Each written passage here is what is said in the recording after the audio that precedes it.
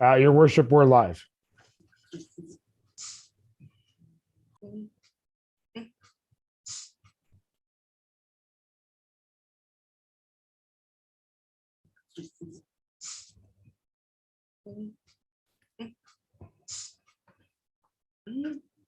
It would appear we've lost your worship. Oh,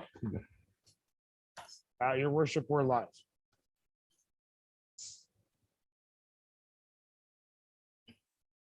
He's rejoining now.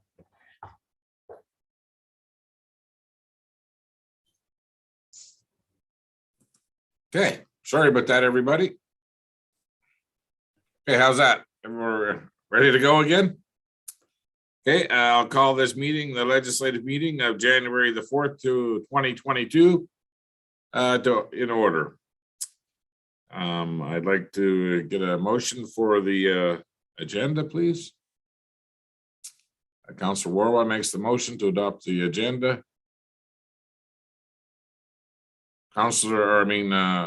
Director Rowe, you would like to second that, or? No, Your Worship. I was wondering if I could make an amendment. If council wishes, the item on the nuisance animal bylaw discussion, could we table that till we're in person for discussion, or would you like to do that today? Well, we're all ready for it, so. Okay. Are you ready to present your findings or where we're at or what's going on? Yes, I have some information that I just thought this would be a good in-person discussion, but we can do it today. Oh, let's get this ball back on the court and get it moving here. So, okay, is there any other additions or deletions to the agenda? Seeing none, all those in favor? Carrie, thank you very much. Take a motion to adopt the minutes of our last legislative meeting. Councillor Barry makes the motion. Is there any errors or omissions within those minutes? Seeing none, all those in favor? Carrie, before we get started, I just want to let everybody know that Megan Saskew is now the Corporate Service Director. Megan, we look forward to working with you, and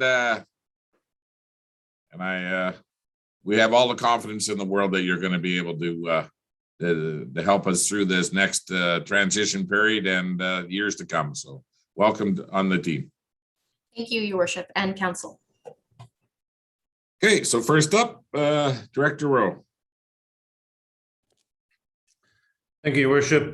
This is the first item is a request for council decision that will be coming to council on for Monday. The topic is the 2022 Occupational Health and Safety Commitment Statement. And this is an annual reaffirmment of the commitment statement from Town Council of our health and safety policy. Just for a little bit of background, the Town of Vegreville's Occupational Health, Safety and Environment Management System demonstrates our commitment to protect and promote the health, safety, psychological and social well-being of our employees, visitors, contractors, our community, and our environment. The Occupational Health and Safety Commitment Statement adopted by Town Council is a municipality's affirmation to follow all health and safety policies and procedures set out by the Alberta Occupational Health and Safety Act, RSA 2017, Chapters O-2.1. As per Occupational Health and Safety Audit Guidelines, the commitment statement must be approved or reaffirmed annually by Town Council. The financial implications to this is the day-to-day operational safety costs to conduct town business under the Town of Vegreville's OH&S management system as budgeted. Communication strategy, the staff will be informed by the department manager that the statement has been reaffirmed and signed, and we will have our safety advisor replace all of the newly signed documents with our brand new core certificate that we passed our audit back in November. So we have our core our core requirements for the next 3 years, and this will go hand in hand with that document. Any questions regarding this? It'll come up at Monday's meeting for the council's decision. For you new councilors, this is something that we do every year. We reaffirm our commitment to this health and safety program. So is there any big changes in it this year, Phil? No changes at all, sir. Okay, thank you. And next up is Vegreville Regional Historical Society. Yes, this will be another RCD coming to council on Monday, and the topic is to appoint Councillor Berry as the chairman of the new Vegreville Regional Historic Society. And little background, the Vegreville Regional Historic Society is being created to replace and build on the work of the former Vegreville Regional Museum Society. The mandate of the Historical Society will be to encourage, promote, preserve, expand, and enhance the historical culture development for the benefit of the community. The financial implications for this monthly meeting attendance will be paid in accordance with Council Remuneration Policy number FIN 6003. The press release detailing the creation of the Historic Society, the intended role of the society, and the appointment of Councillor Berry as chair will be distributed to local media, posted on our website, and shared on social media. The press release will also detail how citizens can get involved with this society. So Councillor Berry and I have had some discussions, as well as you and I, and we will work with council and the pub to get it out to the public, and what the roles of this society would be, and get people involved and get the society up and rolling. Okay, well, it sounds good having a chairman. Is there any board members yet? No, not at this time, because we haven't technically created the society, but we need to have a chairman, and Councillor Berry has graciously stepped up to take on this role. And then because it is not a formal town committee, it's a standalone society, but Councillor Berry will be the chairman for this society. Once we get it established and we get all the bylaws, everything all signed and in place with Societies Act, then it'll be a board of the community, just like the Museum Society was. Councillor Berry? Yes, I'm looking forward to working to try and get this up and running. I think that we need to take a good look at it as to how we'll get the information out and get people. My view on this, though, would also be that in the near future, as we bring it together, the society would hold its own election and the chair would be elected in that manner. That I'm not being appointed as a permanent, because that would be inappropriate, but it is something to get us up and running and get it going. And then once we have the society formed, then it can take over and start operating as its own entity, and I would remain as a member. Thank you for clarifying If there's one thing I might say, Director Rowe, in the write-up, there's a word that says expands when it should really be expand, to be consistent with the rest of the sentence. I caught that spelling error, yeah. Okay, thank you. Picky. Okay, well, for all you English majors, we'll move forward. But okay, thank you very much. Okay, you got one more, and let's dig into what you've discovered so far for information. We said we were going to bring this back in the new year, so let's start the dialogue. All right. Well, thank you, Your Worship. So over the last couple of months, we have been researching responsible pet ownership, not just the cat issue, but responsible pet ownership. But it did stem from a couple of public complaints regarding cats. I had some in-depth conversations with Prairie Tales Animal Rescue Society, our local veterinarian specialist, and we've talked to numerous communities around the province that have a responsible pet ownership and how they dealt with cats. So through all these conversations, the resident cats are not the issue that we're facing, and it's very similar with a lot of other communities. The problem that we're seeing is people that are harboring cats in their yards.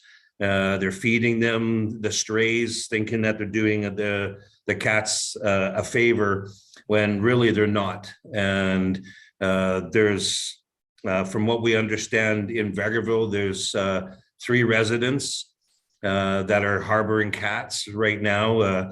So basically going out and they're dumping a bunch of food and water for cats and giving them a place to find shelter. And it's these cats that are starting to breed exponentially and causing the problem. We don't have anything currently in a bylaw that states about harboring the cats, and that's something we can definitely look at. Same as registering cats. Many communities are registering cats when it comes to the cats that we were dealing with the complaints. Most communities are not. The enforcement is the issue here, and what most communities are doing is that they're basically offering traps and allow people to trap a cat in the proper season, of course, not in this weather. And then on the registered cats, the owners are being notified and basically given one chance. And then after that, if the cats are loose, then they're basically paying a fee to the rescue society to get their cat back. Responsible pet ownership, it went all over the board. There's some communities that don't allow camels in their communities. It goes to snakes, reptiles, and like I say, there's nothing consistent about responsible pet ownership. But in dealing with the cats, what we really need to address is the people that are harboring the cats. And what communities are doing is they're basically, they've put bylaws in place that you cannot do this. And they allow they would allow a rescue society to go in, trap the cats, take them to the vet, have them fixed, and then find homes for them. If people are caught harboring these cats and feeding them, then they could be subject to a fine. Okay, so that's quite a bit of information. So let's just stop for a minute. Sure. 2 of the letters that we received knew who the owners of these cats were. So are these people that are harboring cats, or are these just neighborhood cats that are getting out of people's houses and they're being not good ownership? Yes, so that the 2 complaints that we received, that was a neighborhood cat that we know of and is being allowed to roam free. And it would be in that case where the Prairie Tails or municipal enforcement would rent out, or they would loan out a trap, and that person could trap the cat. Then Prairie Tails would pick it up, and then they would contact the owner, and the owner would have to pay the fee to have it sent back to them. Now, if it becomes a recurring issue, then that's where it would get costly for a pet owner, and it would be up to them then to keep their cats inside. Okay, so what you're proposing to us is that we look at a new bylaw, a responsible pet ownership bylaw, where people that have cats need to register their cats first, correct? Yes. And if your cat is caught in one of these or loan a trap, then you would pay money to get the cat back. If it becomes an ongoing nuisance, what would be? I mean, you keep paying a fee, you keep paying a fine until you either keep your cat on, and it's no different than a dog being running loose. When a dog is caught, they will contact the owner, and you get basically, one get out of jail free card, and then after that, you start paying a fee to Prairie Tales for for keeping the animal until the owner comes and picks it up. Okay, and then there's the second portion where you can't harbor cats. You can't give them water and food on your own, even though you don't own them. So that would be, again, another fine that would be put in place under this bylaw you're proposing, that anybody caught assisting a cat would now be subject to a fine. Yes, and the bylaw would state that Prairie Tales and municipal enforcement can go and trap the cats and take them and make sure they're looked after and have them spayed or neutered, and then find homes for them. But people caught harboring these cats would be subject to a penalty. Okay, so who wants to start with some clarity here, some questions? Councillor Warwa. Thank you. I just wanted to ask a few pieces for clarification. So one of the things when we talked about registering, were you then meaning that to be the same as a system with a dog, which would be like licensing? So that would be my first question. And then my second one was, when we talk about them paying a fee to Prairie Tales, would it be paying a fee to Prairie Tales, but because we'd be looking at a situation of having to trap them, would there be an additional fining that would come through us, or would it only be the Prairie Tales cost? Okay, so the first question, yes, the registration would be similar to dog licensing, and I would look at structuring. We did talk about redoing the dog bylaw back in 2020, but that was tabled.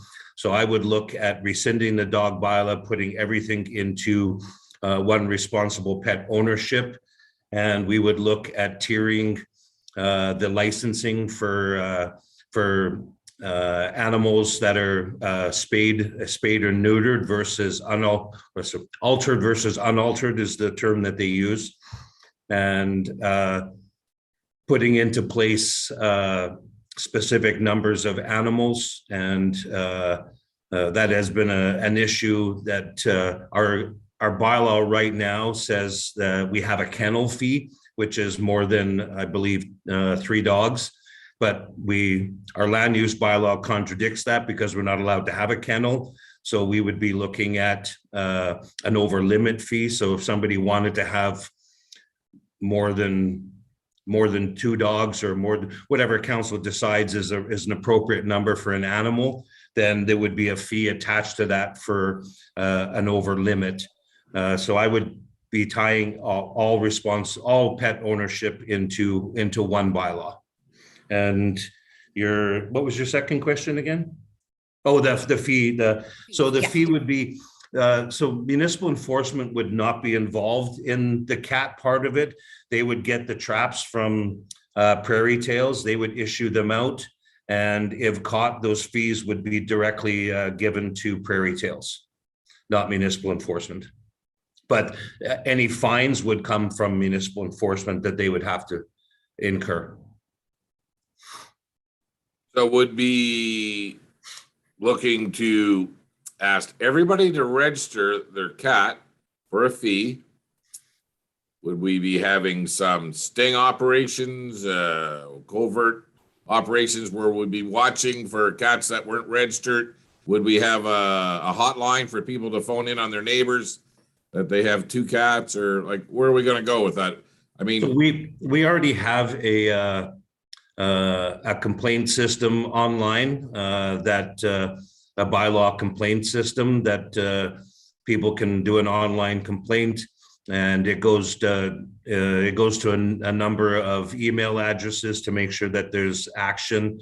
In terms of registration, I've been working with our communications and marketing manager and looking at a more efficient online registering system rather than our current system, which is very difficult to track because it's basically all done by paper and spreadsheets. So we're working on that to make it an easier system and payable online as well.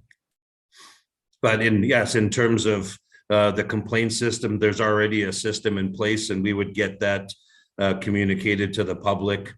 Prairie Tales knows of the 3 residents in town that are already harboring the cats, and they've gone, and those were when I had mentioned back in, I think it was late November, the 20 cats they caught on the south side. That was a resident that was harboring cats, and they basically took 20 of 24 cats, and they wanted 4 left. And we don't really have anything in place right now that says that we could take them all, but a new bylaw that would specifically state that we can take them all and have them altered. And then if the owner wants a cat back, then they would have to pay the alteration fee that Prairie Tales incurs through the vet.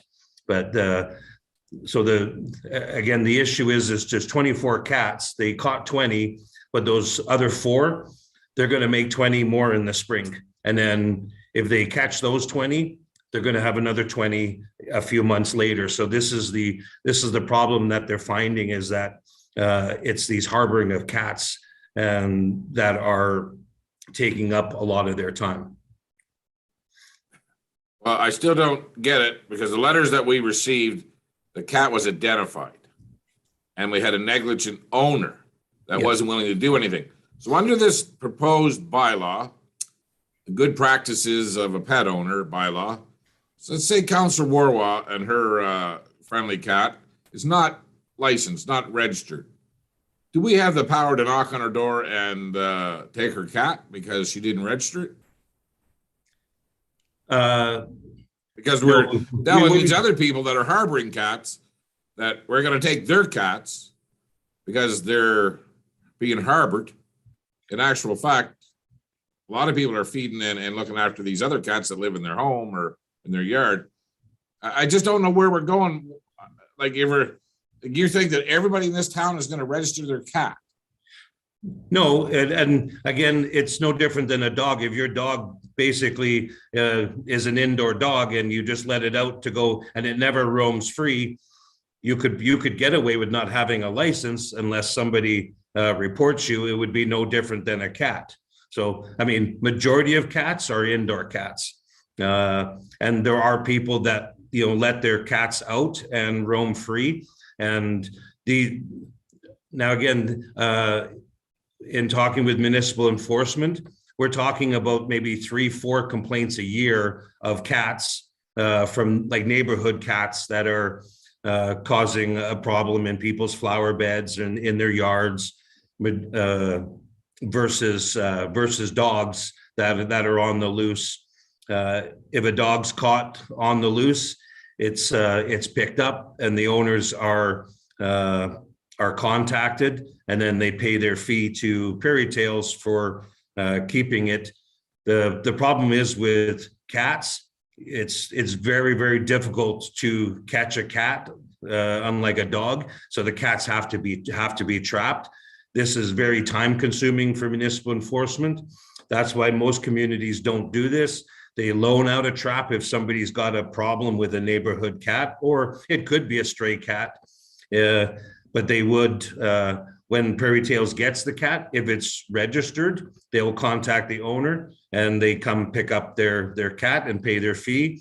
If it's not registered, then they will look to find a home for it. So will everybody register their cats? I honestly don't know.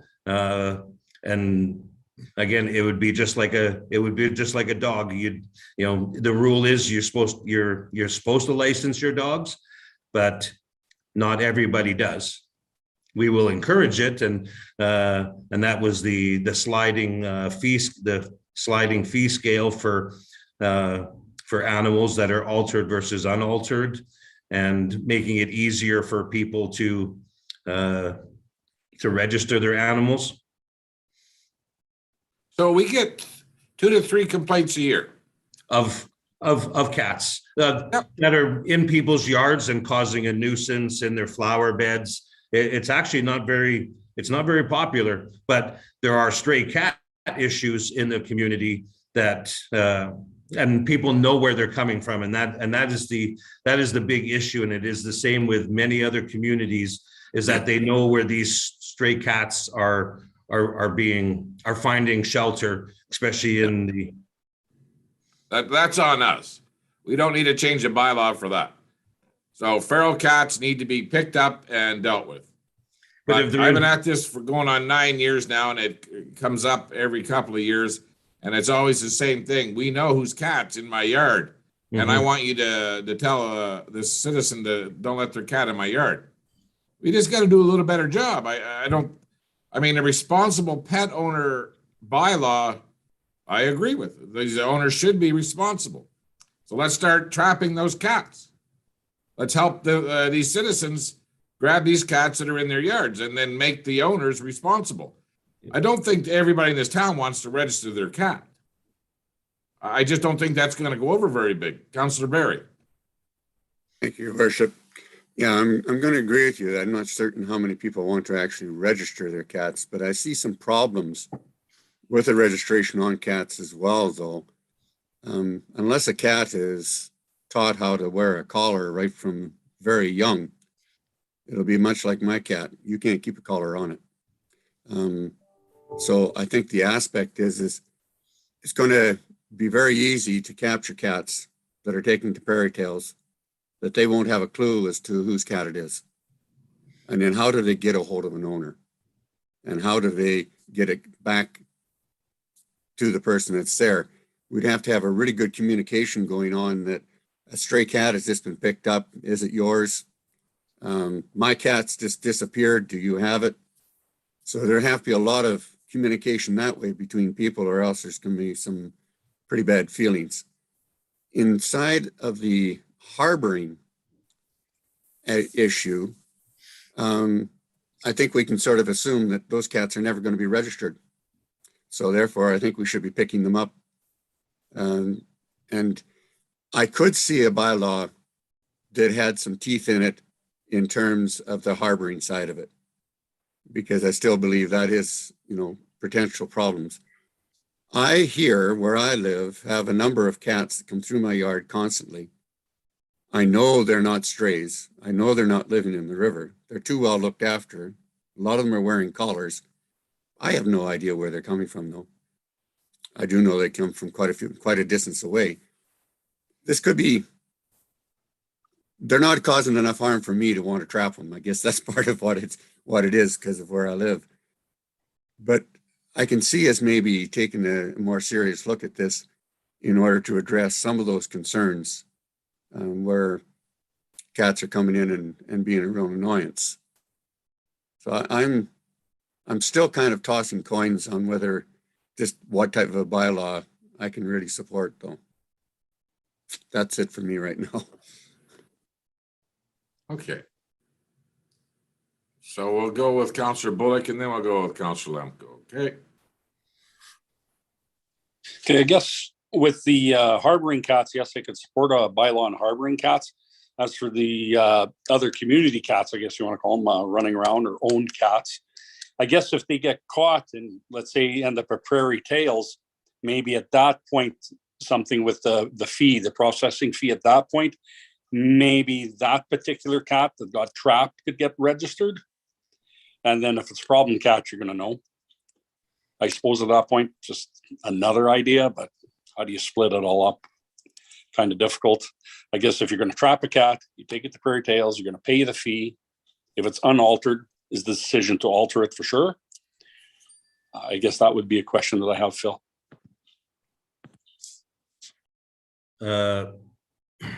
So yes, if we catch cats, we will have them, we would have them altered unless it's registered to someone they don't want to, and they don't have it altered.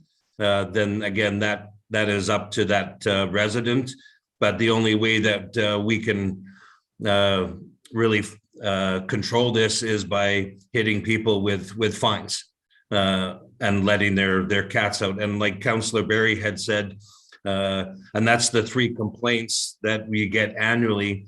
A lot of people just, it doesn't bother them. And to some people it does. So for the ones that it does, that's where the traps would be issued. And a lot of cats have microchips or tattoos versus collars. So that's how prairie tails can identify who an animal belongs to. So again, there's no perfect way to this. This is just the research that we've done, and it would take some time to put together responsible pet ownership that would include all pets, and there would be more discussion with council as we put this together. What animals do we want to allow in town? So, Okay, Councillor Curtis, I'm sorry I didn't see your little icon up there, but we'll go to Councillor Lemko and we'll come back to you. Councillor Lemko. Yes, Your Worship. I'm not in favor of having all the cats in the community registered for a fee. I think when we're talking here 3 or 4 cases a year, I think we're dealing with certain situations. I do believe we need a bylaw to cover the harboring of cats, something in there that has some meat to it. But I would think if a neighbor's cat was coming into my yard and I had a problem with this neighbor's cat, I could call someone, a bylaw for a trap. The cat's trapped in my yard. It goes to Prairie Tails. If the owner finds that his cat doesn't come home or her cat doesn't come home that night, they can call Prairie Tails and say, do you have my cat? And if so, they have it. They can come and get it. They can pay the fee and all that. We're not going to be trapping a cat in that person's yard. We're going to be trapping a cat in someone else's yard than the owner. 3 cases, I don't believe we're dealing with a big issue here. It's just something that the bylaw to cover that. But for the most part, let's deal with a process to place so that I can get the neighbor's cat out of my flower beds. Okay. Councillor Curtis. Thank you. I think we're making it more convoluted than it has to be, really. I think we just set up a fine scale. If somebody in the town is harboring animals, the animals are removed and they're fined. If it's a problem cat and it's a repeat offender, the fine scales go up and up as the cat gets picked up over and over again. I don't think you need registration for cats. I personally don't think you need to register the dogs. It doesn't really do any different either way. If you're not going to register cats, I don't see the need to register dogs. I think you do the same thing with the dogs. The dog gets out, you find the owner, and the scale goes up as you have the repeat offender animal. And then we set a minimum amount of animals, and there's a fee for having over that. If people want, if we set the minimum at 3 or 5 dogs, if you want more than that, then there could be a fee for that. But I think we're making it too convoluted. I think that fining people that have offended or animals that are doing the offenses, that's the way to go about it, and that's the way to end it. Okay. Councillor Riddick, you haven't weighed in yet. I guess the difficulty is the teeth in any prosecution or penalty that there would be are a little bit difficult. And that's where I see the difficulty. And I do like the idea of a responsible pet bylaw that requires certain behavior of owners. And I do like the idea of a harboring cat rendering judgment, because I do know the owner of the house that purchased a yard or purchased a house, and the gift with purchase was a whole crew of feral cats that she did not expect, anticipate, or want. So there needs to be some way to be able to deal with that. But I would say even in that specific example where there's harboring cats, who ultimately is responsible for that? Because there's actually a few different individuals that were feeding these cats. They would all likely deny that they were doing anything wrong. They probably thought that they were doing something helpful. And the person that's ultimately suffering is the person that purchased the property and inherited a feral crew. And I'm not certain that we would alleviate her concerns or the concerns of the citizens that came to us with a specific complaint about a specific pet owner. So I think it's worth trying. I don't know that people want to register their cats. I think that's where people are going to get hot under the collar, and it's not going to address the issue that we've got. So perhaps there is a scaled up punishment to be able to keep track of the animals is the issue, and that the only way to keep track of them is to have them registered. So I guess we get stuck in that circle again. So at any rate, I do appreciate that responsible pet ownership and the harboring cats are two things that we haven't yet explored and might be an addition that would be helpful. Okay, so Director Rowe, I think that the direction you should take this is we all agree that anybody caught harboring large amounts of these cats, that there would be a warning and we would try to get rid of all those cats. As far as feral cats go, that's on us. That's not on any homeowner in town. That's just our municipality taking responsibility and trying to get these cats removed and taken care of. On the responsible pet ownership bylaw, I agree. Nobody wants to register their cat, and it ain't going to happen. And we're not going to make everybody in town mad because there's 3 complaints a year, and usually they've addressed them with the pet owner, but the pet owner could give a you know what. So let's supply the traps, and let's start with the first fine being reasonable. And if that cat becomes a nuisance, then the fine should keep going up regarding that. So I got a feeling that nobody on this council wants to ask the residents of our community to start registering cats. But let's identify the cats that are the problem, and let's start moving that direction and how we're going to catch these cats and what the fine will be. Councillor Warwick. I just want to say, I definitely agree with you, Your Worship. I can't see any of us wanting to start registering the cats. The only part that is hard for me, because I've had a few people reach out to me, is exactly what Councillor Curtis brought up, is what justification is there then for us to say, register your dog? I guess that is my thing. Is there consideration for us maybe following the same format? I was asked that question by a couple people that said, and they happen to know I have cats, so that's one of the reasons they asked me, and they said, so what makes your 2 cats any different than my 2 dogs? Because I have 2 dogs that don't go out and get let out the door. So I'm just wondering if we're thinking of revisiting the dog side as well. I would say that I would have no qualms about telling everybody that no, dogs will stay registered. Dogs can be a bigger nuisance. Dogs can go further. They get further away. People want their dogs back right away. I'm not saying they don't want their cats back, but wandering dogs, because dogs can attack people. They can cause a lot of problems, a lot more than what a cat. You don't see a lot of cats running down children and biting them on the leg and taking them down. So the dogs are just a larger animal, and there just can be a bigger nuisance. So, and again, it's something that's been in place for a long time, and everybody's fairly comfortable with it. So I'm not in favor of it. Is there anybody else that on council right now that wants to take a look at getting rid of licensing dogs in our community? I would like to see that looked at if we're going to revisit this as a nuisance animal bylaw. In my eyes. Well, you're losing right now. So is there anybody else that wants to take a look at it? Len, Council Bullock, you like to look at no licensing for dogs. I would like to look at that, as like Curtis said, if we're going to revisit as a nuisance animal bylaw encompassing all the animals, then we look at it. If we're not changing anything, we're not changing anything. Councillor Warwick, you would be of the same mindset that you would like to, take a look at it. Either you do or you don't. So it's not even that I'm saying we automatically have to do with dogs. I'm just thinking if we do a nuisance bylaw, let's just discuss all the animals within and decide what it encompasses. So at least we're clear with everyone. And I see your point, Your Worship, as far as severity of impact of animal. Your Worship, I guess I should clarify, this shouldn't be nuisance animal bylaw, more responsible pet ownership.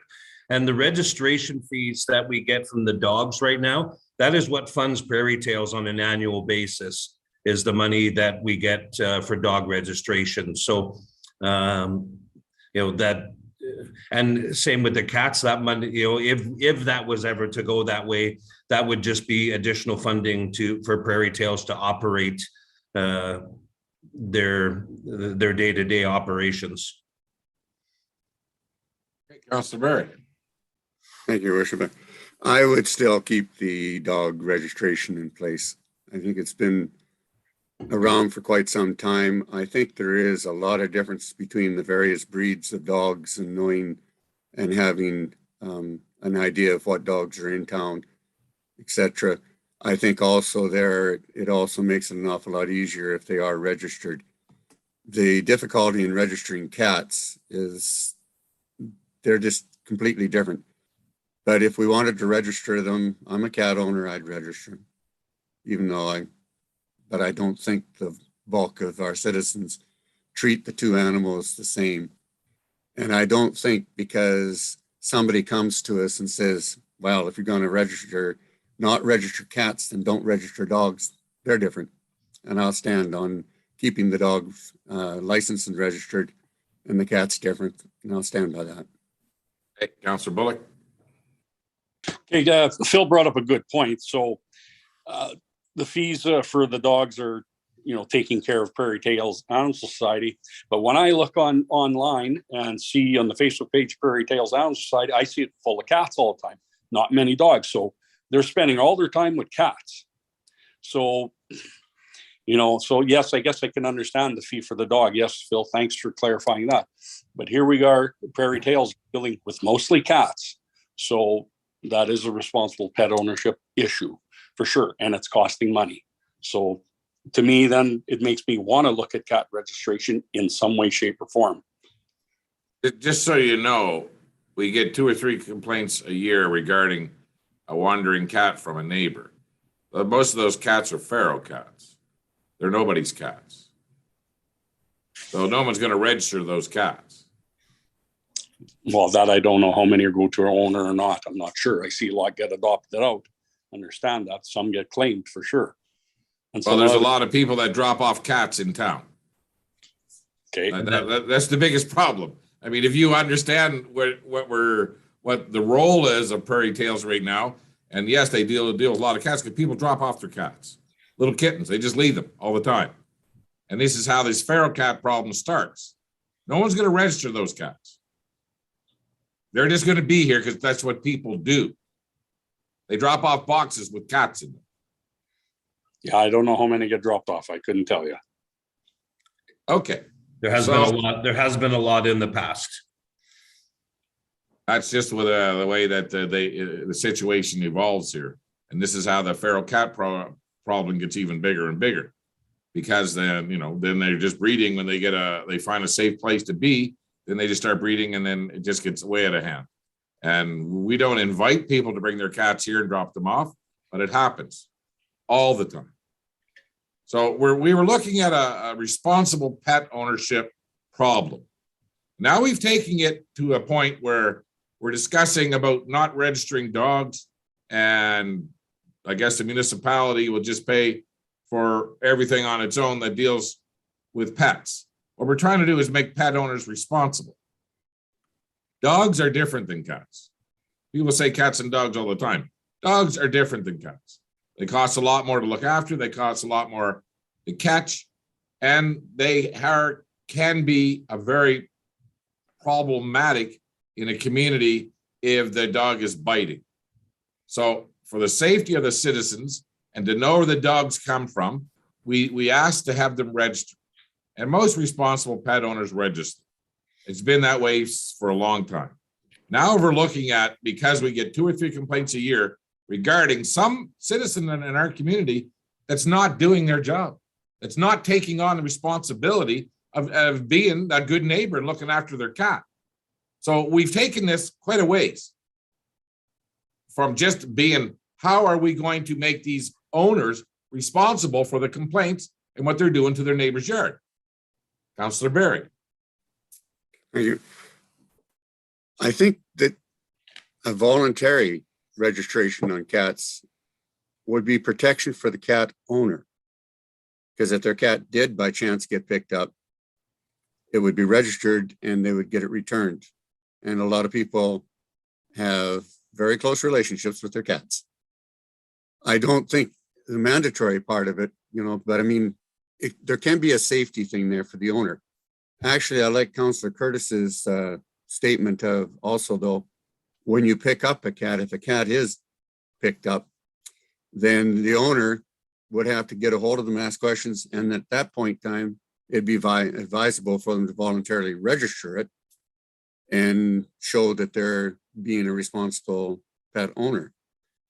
If we are going to become serious about picking up the stray cats, the feral cats, those cats that are dropped off into town, then maybe a voluntary registration would be the protection of the responsible cat owner so that their cats aren't picked up by accident, or if they are picked up, there's a better way of them getting back. I think that if we have a problem with feral cats, we have a problem with stray cats, we have a problem with people dropping off cats, then we have to try and address that somehow. And we can't just let them keep running around the town. So I'm looking at maybe doing something voluntarily to protect the actual good pet owner. Councillor Riddick. I don't know if I should recuse myself with 2 dogs and a cat to have this conversation, but I do have a question about the partnership with our local vet. The last time we looked at the bylaw, and actually the time previous, we had talked about partnering with the local vet office in terms of registering dogs. And I guess that's not quite the vein that Councillor Curtis was looking at. But if people are chipping or tattooing their animals, that registration is already happening in another way. Is there a way for us to maybe streamline and maybe dovetail some of this data collection in a way that's helpful for pet recollection? So if pets are lost, whether it's a cat or a dog, as well as keeping track of them, is there a way for us to maybe have that conversation with the local vets? I mean, some of us have our pets tattooed and chipped. So yes. We still have to catch the cat. I mean, if we catch the cat and then we hold that owner responsible for the actions of the cat, we're fine. I mean, let's not take this to the proportions we're taking it. We get a couple complaints a year, usually about the same cat in the same neighborhood, and the owner's not taking responsibility for what it's doing in its neighbor's garden and its flowers. And these other citizens are upset. Let's assist them catching the cat and hold the owner accountable for the actions of their cat. I do believe that we're just getting a little bit out of hand here. We need to change the bylaw to make all pet owners responsible for the actions of their animals.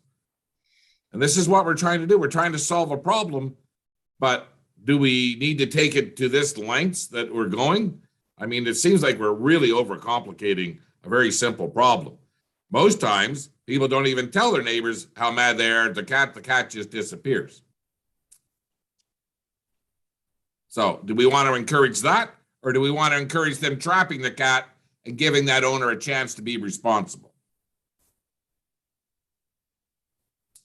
This was the question of the letters, the complaints. The complaints didn't say, I don't want anybody to pay dog registrations anymore. The complaints said they want something done in their flower gardens with the neighbor's cat because the neighbor wasn't responsible.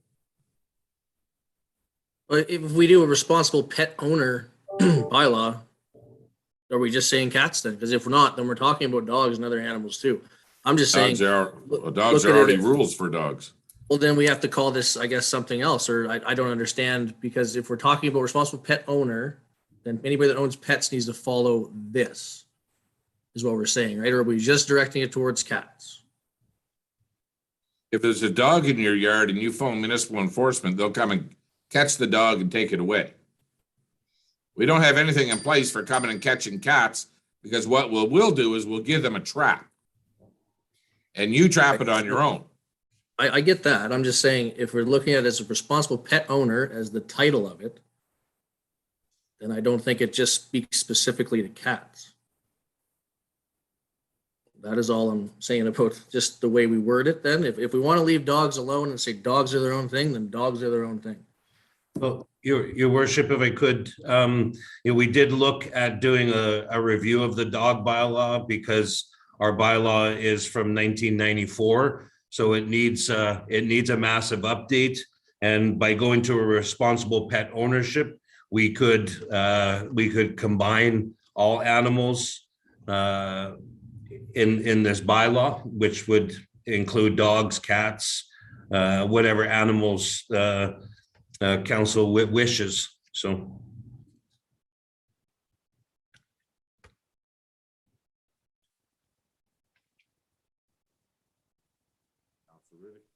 I would suggest, I understand your worship's concern that this is starting to stray from our original conversation. But I do think that if we're talking about responsible pet ownership, it includes a lot more aspects. What your worship was highlighting is the process for collecting and punishing, or and maybe we're not consistent, and that's something that we certainly need to address differently. But I think if we're going to be able to separate harboring cats, for example, from responsible pet ownership, I think those two things are two different entities. And we could answer the concerns of the citizens that brought forward their letters to us, at the same time that we can encourage people that do care and love their animals to be able to continue in that vein. We're still going to make people upset, but I think we'll also be able to provide some recourse for people that are not feeling that stray cats are being taken care of, or resident cats, I guess you had called them, Phil. Okay, so Director Rowe needs some direction to where he. So I would, Your Worship, if I could, I would like to look at a responsible pet ownership, and it would encompass the integrated or incremental fines for all animals. It would include the harboring. We can have that detailed, because there is a lot of there's a lot of examples out there of responsible pet ownership that we could put together. And I mean, and it would include the harboring of cats as a penalty, because right now we have nothing in our bylaw that says anything about harboring cats, and people that are harboring feral cats, stray cats, we have no recourse that we can go into people's yards and take these cats. So, you know, this responsible pet ownership would include that clause.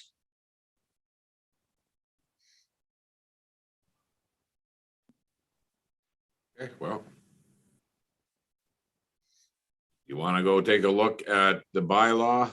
That's fine. I mean, if you want to rewrite it, that's fine. I mean, it doesn't. I just don't know what our objective is here, like how far this is going to go. But so I think everybody knows where I stand. Like, let's make the people responsible for their cats. But obviously, there's will in the council to take this a little more in depth and rewrite a bunch of stuff. So that's the will of council. Then that's the direction we'll go. Councillor Lemko. Yes, Your Worship. I believe, for starters here, we're dealing with the cat situation based on a couple of letters that came in. That's our first priority here, is to deal with what the problem was in front of us. The dog portion of this isn't broken. And often the mindset, if it's not broken, don't fix it. So I think we need to go as baby steps here, look at the problem, put a policy in place or something in place to deal with that. And then slowly work on the nuisance animal. I think we're going too far, too fast at this point. Let's deal with the problem and then look at something, because this bylaw or nuisance animal bylaw is going to take how long? Those cats will be in those neighbors' yards by the time this bylaw comes to fruition. Okay, thank you. Councillor Curtis. I'd have to disagree, Councillor Lemko. I just think if you're going to open it up and you're going to call it what it is, we better have our ducks in a row. We better understand where we're going with this. You know, dogs aside, whatever, you can put bullet whatever in your bylaw. You can take right from what the dog was and throw it right in the new one. If we don't change anything, that's fine. I just think as we look at it, I think it needs to be all encompassing. This is the bylaw. We could rescind the dog one and now it's part of it, right? We have months before you're going to be able to trap cats when it's not frigid temperatures. And I think we can get something in place by then. I just really think you should look at it all as a whole. If we do this and then we do that, and then we got 4 or 5 different things on the go, or this is now done and then it doesn't work with what we had before. I just think we need to look at it as a whole, set it up right, once done, and that's what it is.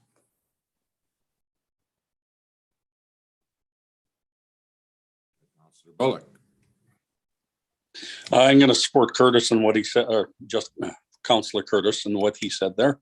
I do believe you need to encompass it all together and do it right and do it once at this point. So is it something that would be possible in the time frame by summer, Phil, or is that just not likely? That's what I'd like to know. I can get started on this right away and have something within a month or so for at least some preliminary discussion.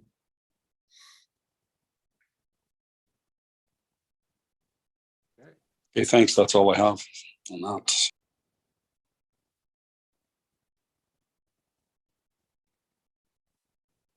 I don't see anybody else one way or the other.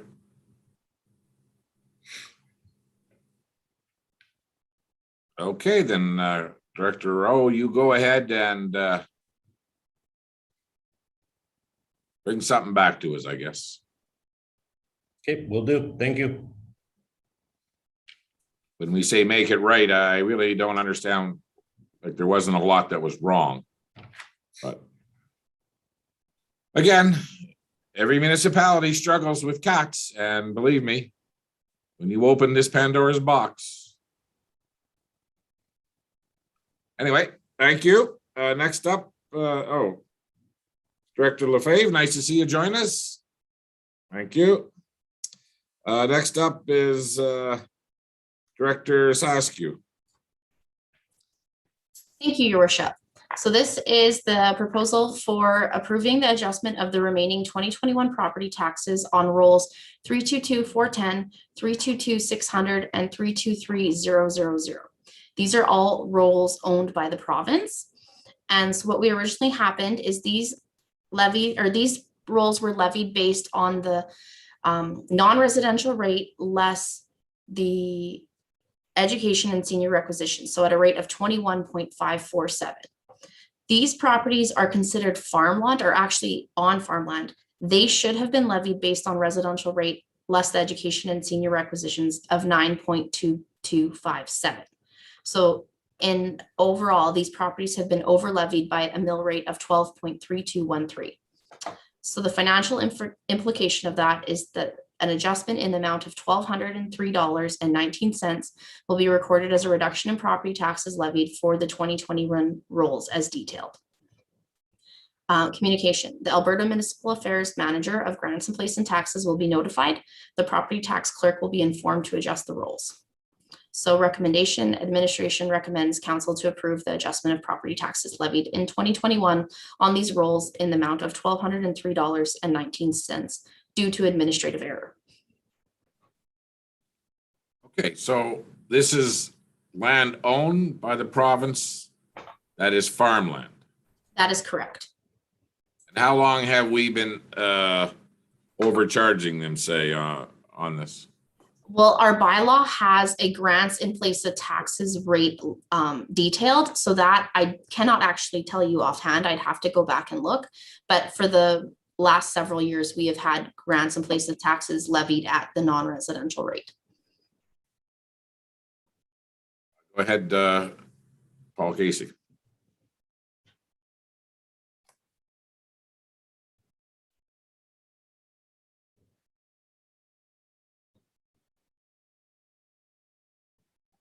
There, sorry. There you go. Since before I came here, we have levied at the non-residential rate. Municipal Affairs did a internal review of all of their levies for grants in place of taxes, and have gone back to everybody that's issued a levy that was a non-residential rate that should have been a residential rate. And so they are refusing to pay any more than the residential rate, and that's what they paid. So this is coming to council because we need to have council approval to write off those taxes. Okay. Any other questions? So we'll see this at Monday's meeting then. Okay.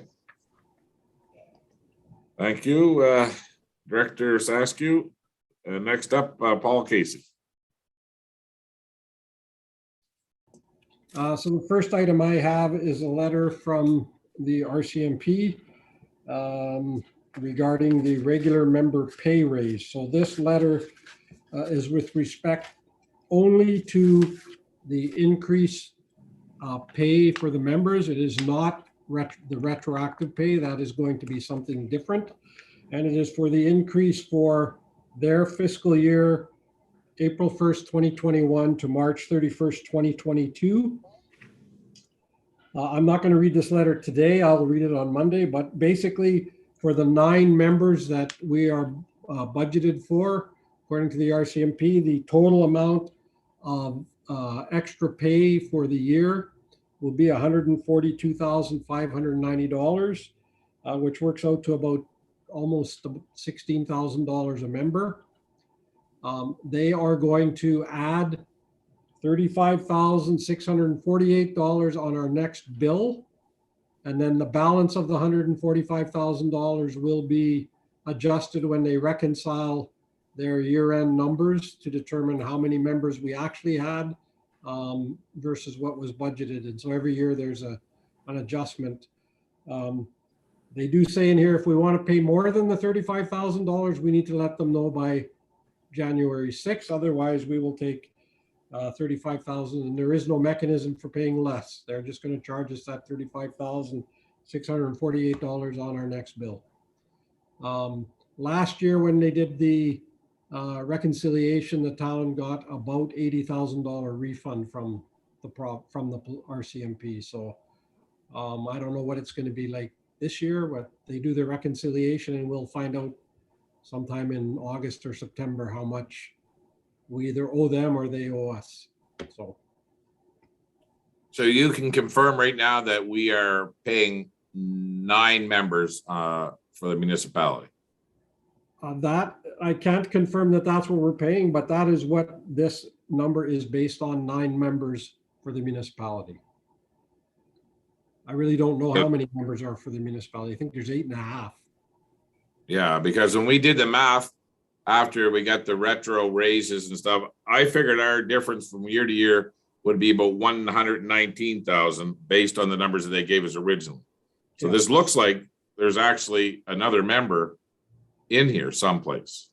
Well, they're basing it on whatever their original budget was.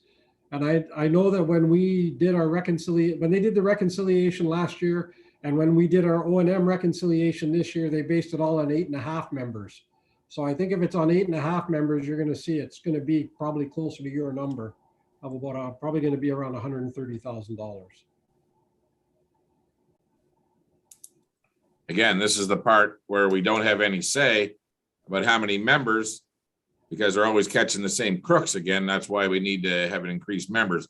Other municipalities our size do not carry that many members just because of the fact that the justice system seems to let 12 individuals around here. So I question this all the time, and I want to know why we don't have any say. If we just tell flat out the provincial government that we're only going to pay for 8, that's all we want is 8.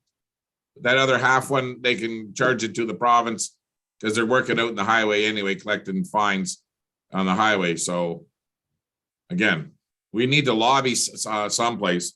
This is going to come up on Monday's meeting. Yes. And we're going to make a decision if we're going to pay more than the 35,000 for now, or are we going to just set and just be quiet and then take whatever's handed to us at the after the reconciliation? That's what our decision is going to be. Yeah, I mean, my recommendation is that you just pay the $35,000. I mean, they're not going to pay. You're not going to pay any more than $145,000. You're going to pay $145,000 or less for the member. Okay. Counselor Rudick is first. I was just going to say, I forwarded this letter to our FCM colleagues because these letters are starting to roll in across the country. And just to your point, Your Worship, about paying extra for members that we may or may not have staffed at our precinct, we actually are in a good situation. There are situations where some detachments have chronic vacancies and they're still paying for them. So they're actually prepaying for inefficient policing. And just to clarify that FCM's advocacy at this point is to have the retro pay covered. And then subsequent to that is to talk about the range of issues with policing that we see here locally and across the country. We do have a meeting on Monday afternoon before our council meeting. So if there's any specific questions that Paul or Your Worship feels that I should put forward to the FCM advocacy team, please let me know. But these letters are starting to come in across the country. The timing is interesting over Christmas to even the delay in delivery, I think is interesting because I thought we were supposed to get these in November. So perhaps the timing is interesting, but if there are any specific questions that you'd like me to raise, please let me know. Any other comments, questions?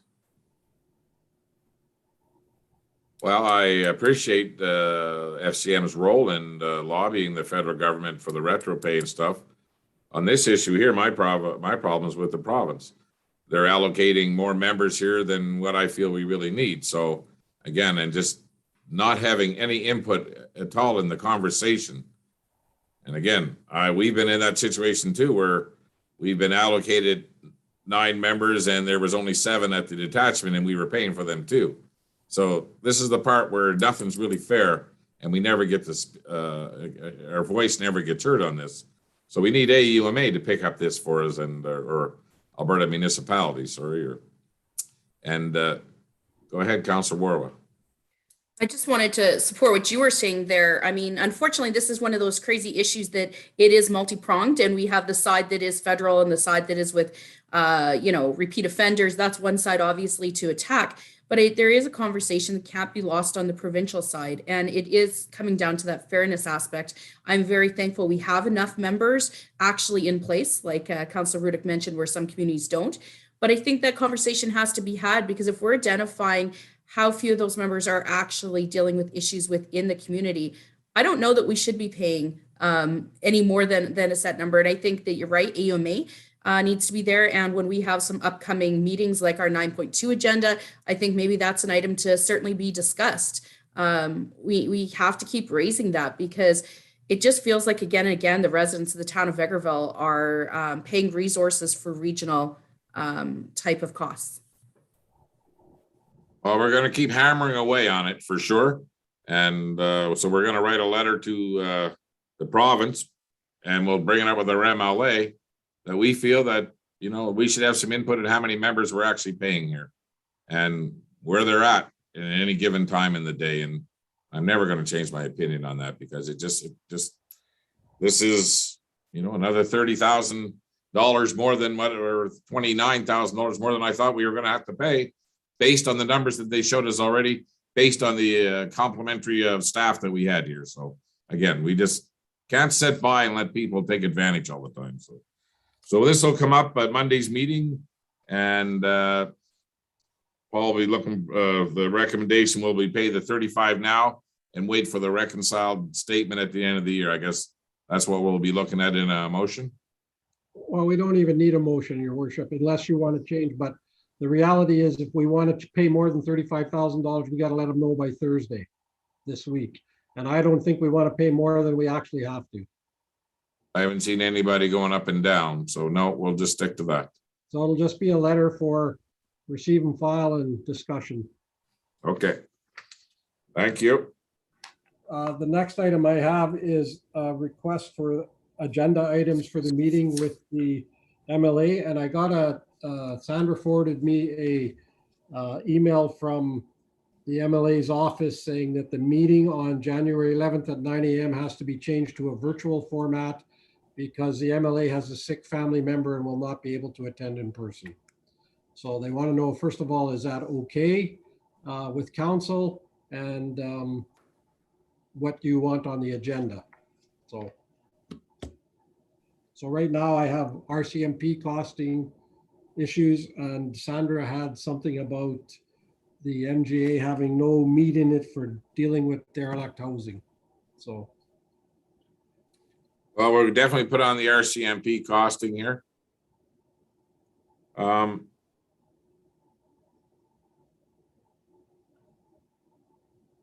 There's a Vegreville Community Health Services meeting at that time too. So Councillor Barry, are you on that committee?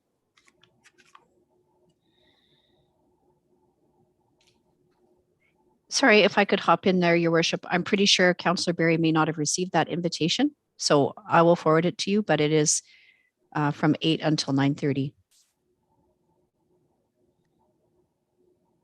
you're muted. So you're muted, Councillor Barry. Yes, no, I have not received any information on that. I was looking for it. So if you could send that to me, I appreciate it. I guess I'd have to be at the first one and join late on the second one. Okay, so Councillor Riddick will send you that invite. I know that she sat on this board with her association with Yellowhead East, and they've sat on a couple of them already. They always send me an invite. I just thought that you were part of that, so as being on the hospital board, but we'll get you registered over there, get you figured out, and we'll go from there. So does anybody else have a problem with that date, Wednesday morning, with our MLA? Seeing none, is there any other topics? Okay, Councillor Bullock. Yes, I'm unable to take part in that meeting that date. So this is the date that our MLA has given us. The majority of us can make it, so we're going to try to stick to it. Is there any other topics other than what interim CAO Paul Casey's brought up? Councillor Warwa? Well, I mean, I don't want to beat this issue to death, but I guess we could ask once again if she is advocating for the opening of some of our local offices. I understand that, they've given us some of the answers in safe, but nobody's actually been able to give an update, and we're still in the same position. So I don't think we should back down just because they're choosing not to answer. It can be gentle, but I think we should still bring it up again. Now, I've had this conversation with her recently, and she says the services that are offered in this community, the employees that are offering them here should be held accountable. They should have either phone access. The residents that need this service should be able to phone these employees of the province. So we'll find out where she's at with that. That's the route she was taking. Perfect. And you know what? And I can appreciate that. It's just unfortunate that it is reality that the minister had answered back suggesting that already was in place, saying go ahead and have them call in. They can still call in during those hours. But then when we went back to our own FCSS team, they said, look, it doesn't solve the fact that people still have to have the ability to call. So they're still coming into us to make those calls, and they're sitting there beside them when they're trying to call in. And even if they do get through, which doesn't often happen, they're redirected again. So yeah, I would definitely want to know if she's made any headway on that, because it's fine to say they should be doing it, but if they aren't, whose job is it to enforce it? Because I don't think it's ours. So I'm hoping someone there thinks it's theirs. Well, she did say that she would like to hold the employees in this community that work in that department for the government of Alberta to be accountable, to be able to be reached on a phone. And that's what she was working on. So we'll definitely have that conversation and find out how that progress is coming. I appreciate that. Great. Okay, so that's it for that portion. Let's go to a bit of a round table and hear what everybody's hearing out there. We'll start at, I don't know who's in the top of your screen, but Councillor Barry's at the top of mine. So we'll start with you. Thank you. Actually, I have nothing to report right now. It's been too cold to be out and around, so I haven't been talking with people or getting any information at all. Thank you. Okay, Councillor Bullock. Haven't heard much either. Just aside for it's snowing and there's a lot of snow and they want it cleaned up, but we all know when that happens. So snow's here, get used to it. It'll thaw in about 4 months and we'll be all okay. Councillor Warwa. I don't know if I could be quite as positively happy as Councillor Bullock about the snow, but okay. Honestly, snow removal was the number one thing. And then, of course, people just watching and wanting to know about any changes that might happen with any of our facilities and whatnot. So obviously, we told them just to stay checking our website and our town sites. And I think we've done a really good job of doing those updates. So, that's the place to keep looking at. And I think a lot we're waiting to hear if there was any updated restrictions today for the province, which there basically was not. So that's just kind of all I've been hearing is just people saying, hey, how would we be communicated to if there's changes? So that's all for me. Thank you. Councillor Curtis. Yeah, just a little bit on the snow removal side as well. And then some excitement on some of the new businesses popping up, new restaurants, new things around town for people to try out. So that's good. Businesses are popping up. Yeah, that's pretty much it. And then, yeah, just home for Christmas. Thank you. Councillor Riddick. I have nothing too much of note, but I will pass on a thank you. Just because, again, we're kind of in between representatives. So Councillor Barry will be the representative on the Physician and Health Professional Attraction Retention Committee. And just before Christmas, that committee delivered a bunch of thank you coffee cards to another 184 health professionals. So all told, over 630 gifts were sent out to health professionals around the community.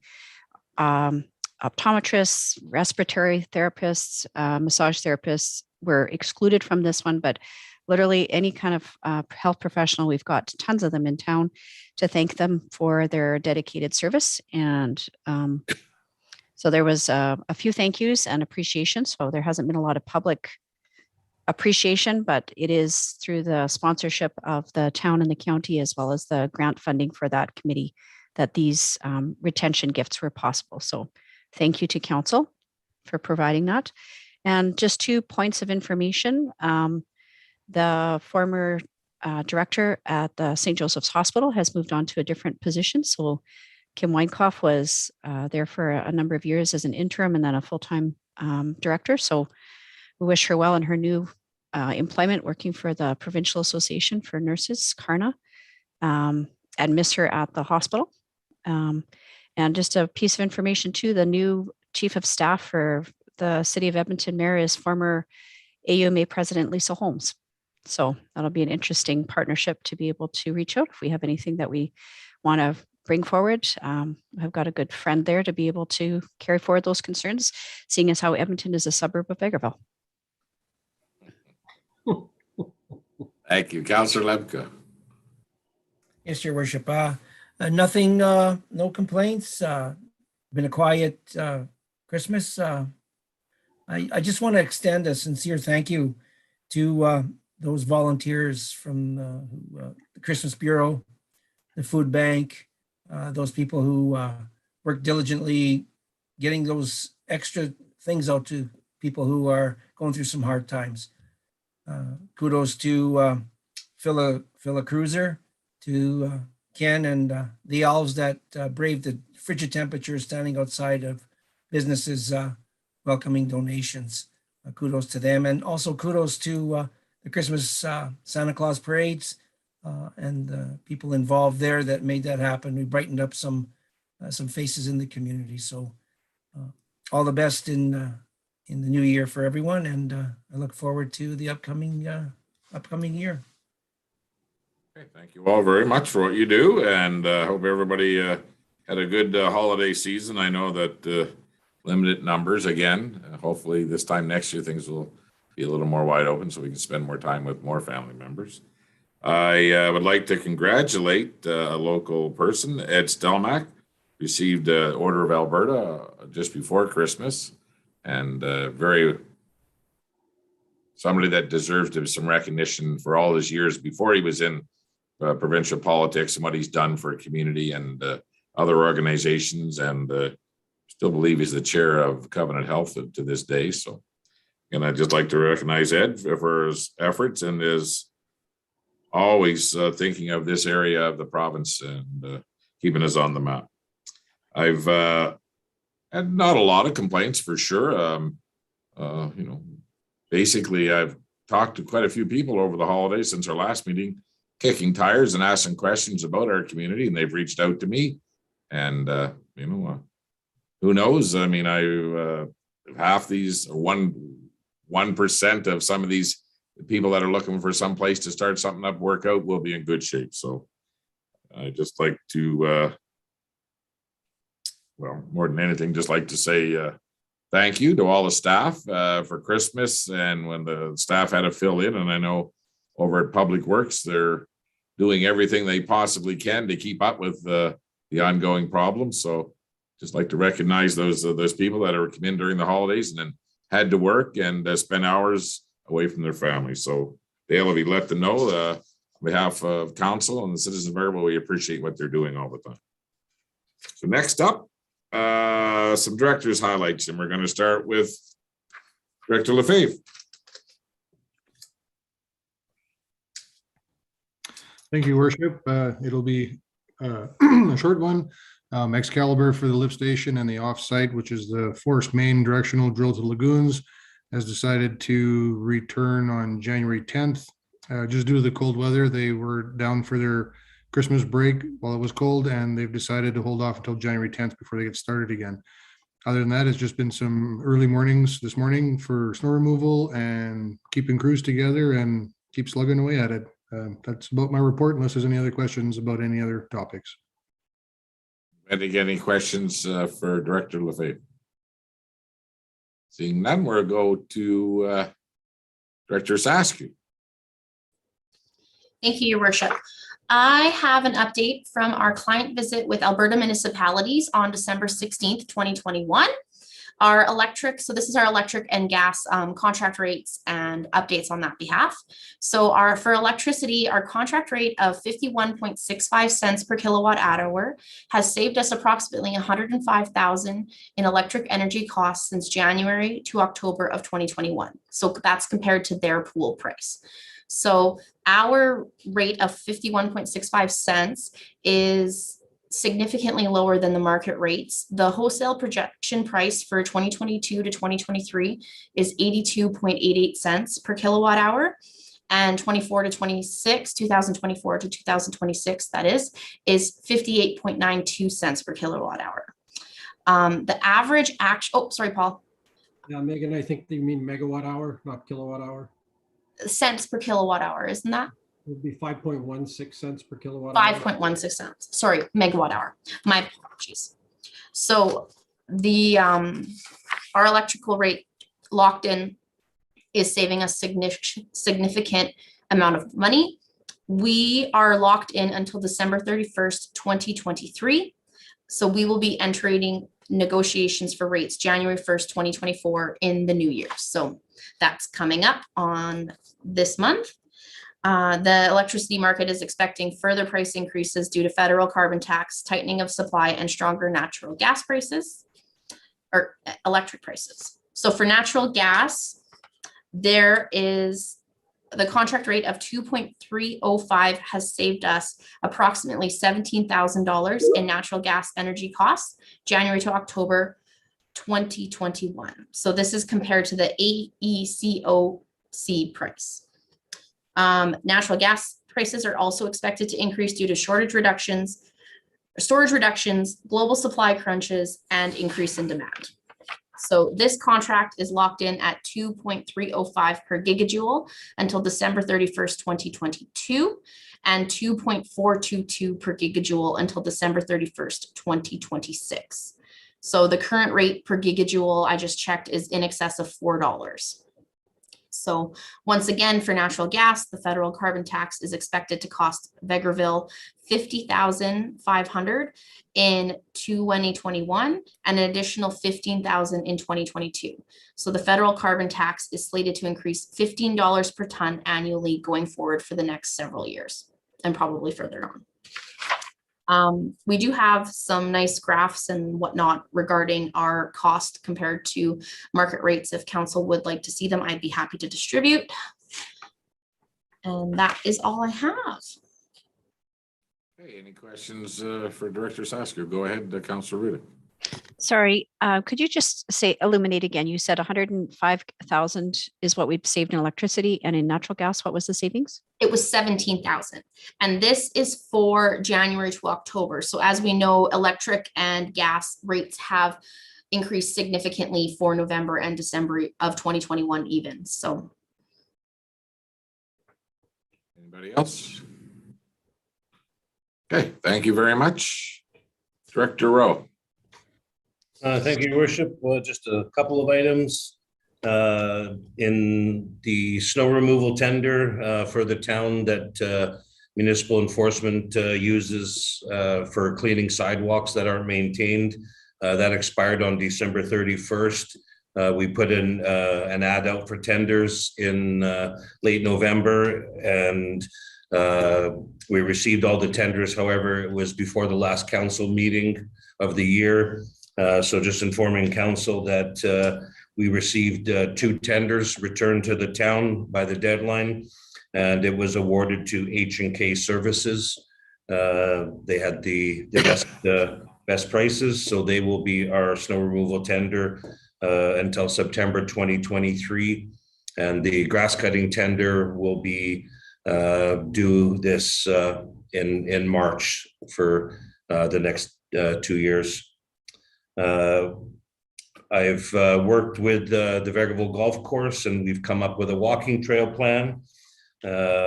Once the Parks Department is caught up on the trail and sidewalk snow, they'll get at carving out the walking trail at the golf course again this year. And when it's all open and ready, we'll inform the public.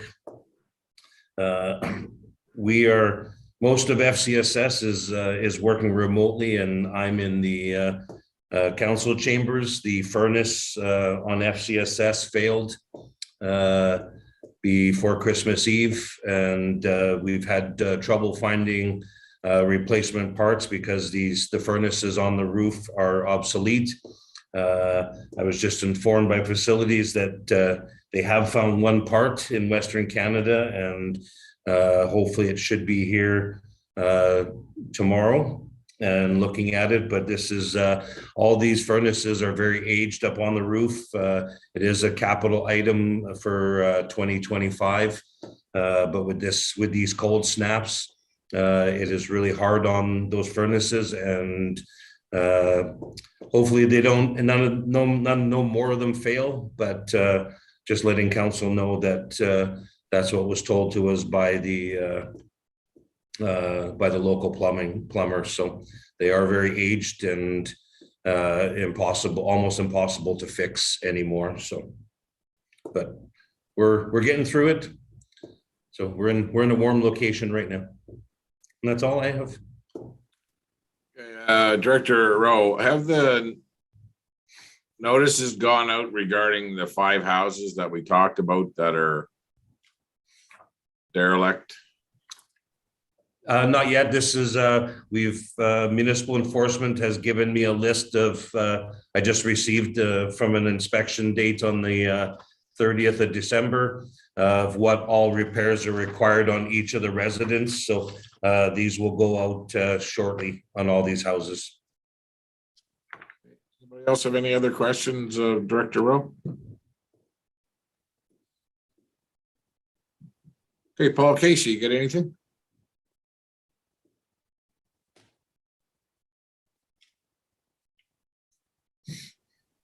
Yeah, I don't have a whole lot. I mean, I've just started my new role, but as you and Councillor Rudick know, we met with the new CAO on December 30th and his wife, and had a good visit for a couple hours before they went on their way. And I think he's going to do a pretty good job for you guys. And since then, I've been working with the legal counsel on his contract and looking at our CAO bylaw, and probably going to bring to council a revised CAO bylaw before he starts. So we've got the contract pretty good right now, so I think we'll get it sent out to him for review and any comments he might have, and we'll go from there. And Yeah, that's- so hopefully that we'll be able to have this ready by Monday, the approval for the contract. Well, we'll find out. I mean, I'll send it out to him tomorrow. You said you would come and see me or call me tomorrow morning. I will be in tomorrow with, and the changes are made and, The changes are all made already. okay, Yeah, so we're ready to go, and we can send it out to him and he can get his lawyer to review it and hopefully sign it and we can get it all approved. and the bylaw could happen later, the changes to the CAO bylaw. Later, we changed some of the wording in the contract to say that we're sending him a copy of our current bylaw, but it also says in the contract that it can be changed at any time. And so we're working on a new, more robust bylaw than the one we currently have. So. Excellent. Okay, That's it for me. thank you all.